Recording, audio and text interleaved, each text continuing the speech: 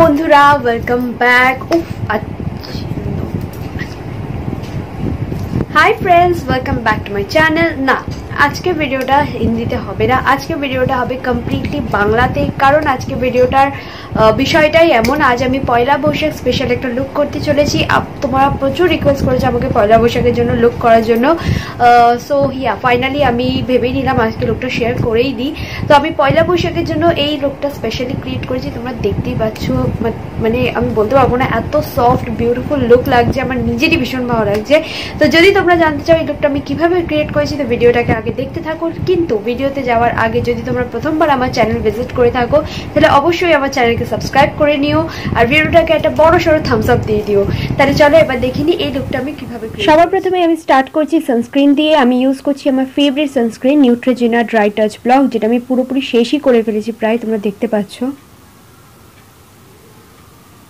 এবং এরপর আমার ফেসে একটু গ্লো আনার জন্য আমি প্যাকের মাইক্রো ফিনিশ পুরো ফেসে স্প্রে করে নিচ্ছি। ফর মাই প্রাইমার আমি এখানে ইউজ করছি ব্লু হেভেনের প্রাইমার, যেটা 300 রুপিজের আন্ডারে খুবই ভালো একটা প্রাইমার।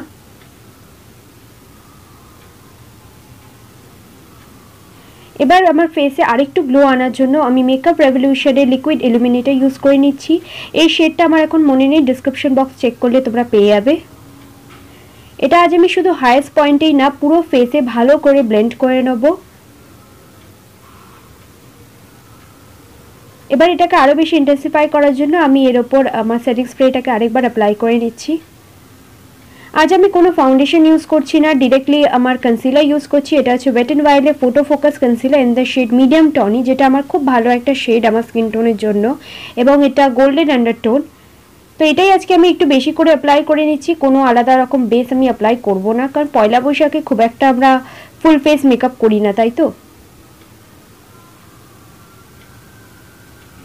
কনসিলারটাকে ব্লেন্ড করার জন্য আমি এখানে আমার প্যাকেজ স্পঞ্জ ইউজ করছি। ওটা একটুখানি খারাপ হয়ে গেছে আমার প্যাকেজ স্পঞ্জটা, আসলে আমি এটা ভীষণ পরিমাণে ইউজ করেছি টানা, কিন্তু তবু এটা এখনও চলে যাবে।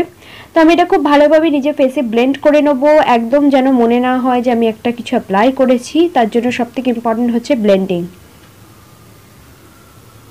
এরপর আমি নিয়ে নিচ্ছি মেবলিনের এজ রিভাইন্ড কনসিলার, আর এর শেড হচ্ছে স্যান্ড, যেটা বেশ লাইট আমার স্কিন টোন থেকে। আমি শুধু একটু হাইলাইট করার জন্য নিচ্ছি, নাহলে পুরো ফেসটা একই রকম লাগবে দেখতে। এটাকেও আমি সেম প্যাকেজ স্পঞ্জ দিয়ে ব্লেন্ড করে নিচ্ছি। আর হাইলাইটিং কনসিলার সবসময় হাইলাইটিং করার জায়গাতেই ব্লেন্ড করতে হয়, চারিদিকে ব্লেন্ড করে দিলে ওর ইউজ করা পয়েন্ট অফ ভিউ থাকে না। এবার আমি করব আজকে ক্রিম কন্ট্রোল, তার জন্য আমি ইউজ করছি L A girl pro concealer in the shade beautiful bronze, যেটা খুবই সুন্দর একটা কন্ট্রোলিং কালার, একটু ওয়ার্ম টোন।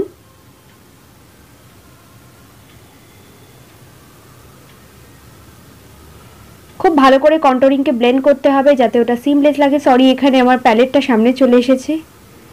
এবার ফেসটাকে ভালো করে সেট করব আমি, তার জন্য ইউজ করছি Maybelline fit me loose powder in the shade medium. যেহেতু গরমকাল পড়েই গেছে আর আমার ফেস কাইন্ড অফ অয়েলি, সুতরাং মানে ফেসটাকে ভালো করে সেট করা খুবই খুবই ইম্পর্টেন্ট।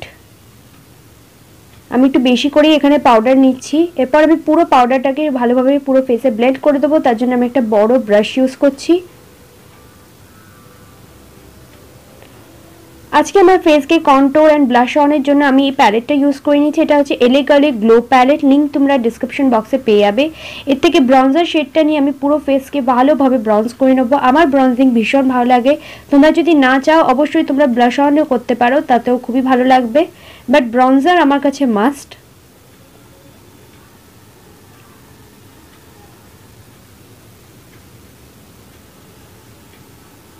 এবার সেম প্যালেট থেকে পিঙ্ক দুটো শেড মিক্স করে আমি অ্যাজ আ ব্লাশ অনও অ্যাপ্লাই করে নেব।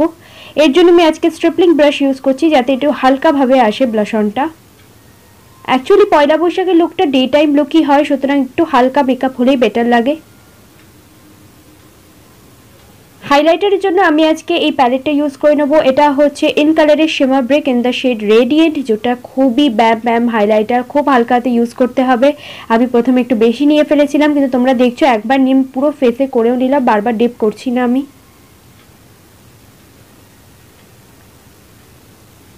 এরপর আমি চোখের দিকটা চাপা দিয়ে পুরো ফেসে আবার আমার সেটিং স্প্রেটা অ্যাপ্লাই করে নিয়েছি, এবং স্পঞ্জ দিয়ে পুরো ফেসটাকে ভালোভাবে সেট করে নেবো।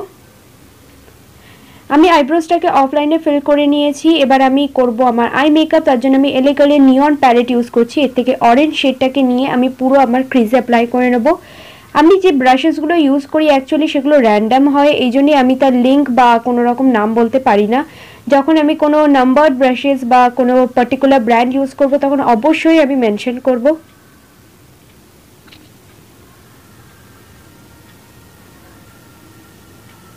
সো আমি শেডটাকে একটু বেশি বেশি করেই নিচ্ছি এবং ক্রিজটাকে ভালোভাবে ডিফাইন করছি, কারণ আমি খুব বেশি কালার ইউজ করব না।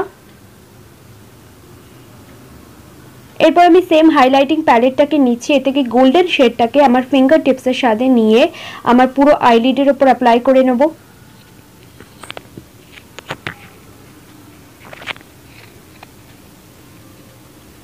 আমি এটাকে একটু হালকা হাতে অ্যাপ্লাই করছি, কারণ এরপর নেক্সট স্টেপটাই হচ্ছে মেন স্টেপ।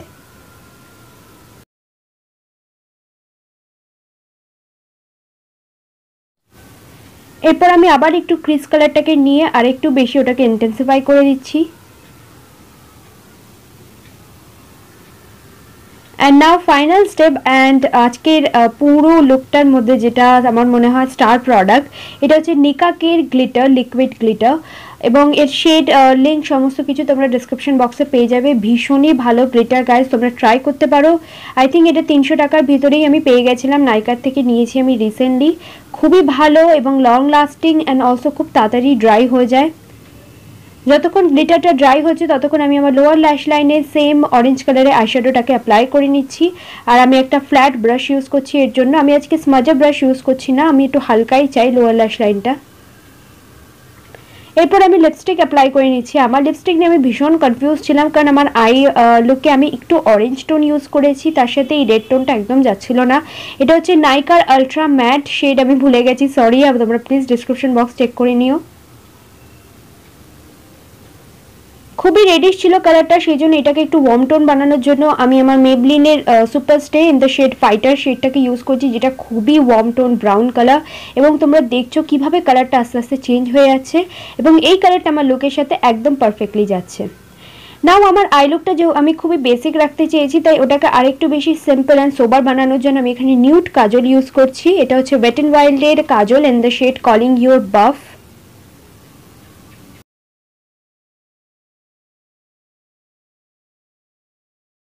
মাস্কারাটা আমি অফলাইনে অ্যাপ্লাই করে নিয়েছি, আমার ল্যাশ সেন্সেশনাল মাস্কারা। এবার আমি ফোকালিও প্যালেট থেকে এই ব্রাউন শেডটাকে নিয়ে জাস্ট একটু আউটার পার্টে একটু অ্যাপ্লাই করে নিচ্ছি, যাতে মনে হয় যেন আমি লাইনার পরেছি, বাট আমি লাইনার পরিনি।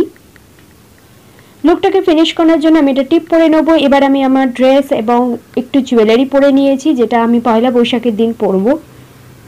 সো গাইস, এটা হচ্ছে আমার ফিনিশ লুক। আমার তো লুকটা ভীষণই ভালো লেগেছে। তোমরা অবশ্যই আমাকে কমেন্ট সেকশনে জানিও তোমাদের কেমন লেগেছে।